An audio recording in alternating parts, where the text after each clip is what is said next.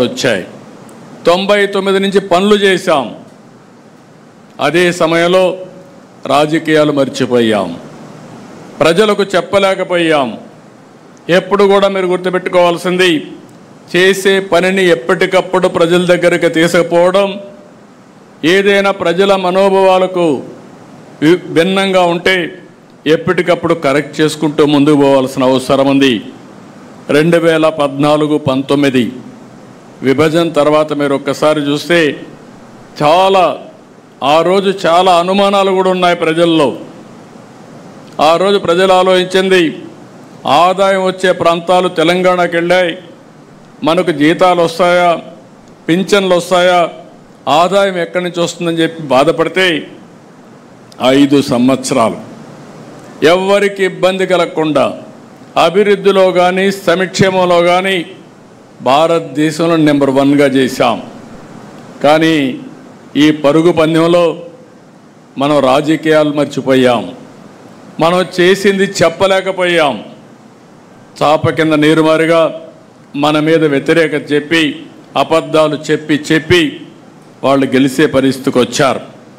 అందుకని నేను మిమ్మల్ని అందరినీ కోరేది, ఈరోజు ఒక ప్రత్యేకమైన కార్యక్రమం ఇచ్చాం. ఫస్ట్ ఇయర్ ఇక్కడుండే అందరం కూడా ఈ 1 మంత్లో పార్టీ యంత్రాంగం, ప్రజాప్రతినిధులు కలిసి ఎవ్రీ ఇంటికి వెళ్ళి ఎన్నికల ముందు ఏ హామీలు ఇచ్చాం, ఈరోజు ఏ హామీలు మనం నెరవేర్చామో చెప్పే బాధ్యత మనందరిపైన ఉంది.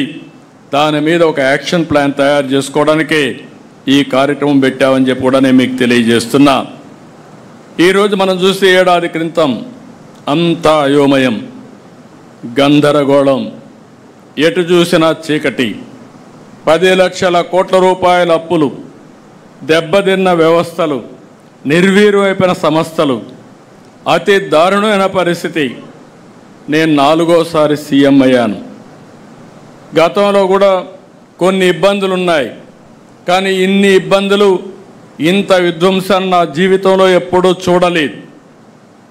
అంటే కేంద్రం ఇచ్చే డబ్బులు సెంట్రలీ స్పాన్సర్డ్ స్కీమ్స్లో 95 ఇస్తే 95 కూడా డీఫంక్ట్ అయిపోయినాయి. ఇచ్చిన డబ్బుల్ని డైవర్ట్ చేసే పరిస్థితికి వచ్చారు. నిన్న అర్బన్ డెవలప్మెంట్ రివ్యూ చేస్తూ ఉంటే మెప్మా నిధులు కూడా కేంద్రం ఇచ్చిన డైవర్ట్ చేసి మీరు అది ఖర్చు పెట్టి యూసీ ఇవ్వండి, అప్పుడే డబ్బులు రిలీజ్ చేస్తామనే పరిస్థితికి వచ్చారు. ఇప్పటికే దగ్గర 85-86 స్కీముల్ని రివైవ్ చేశాం.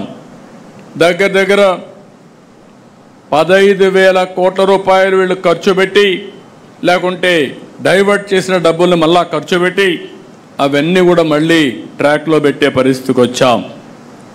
ప్రజలకు ఇచ్చిన ప్రకారం ఈరోజు మనం విధ్వంసం నుంచి వికాసం వైపు ప్రయాణం మొదలుపెట్టాం. నేను అన్ని సెట్ చేశాను, నేను చెప్పడం లేదు. అందుకే మీరు చూస్తే సుపరిపాలనలో తొలి అడుగే అన్నాం.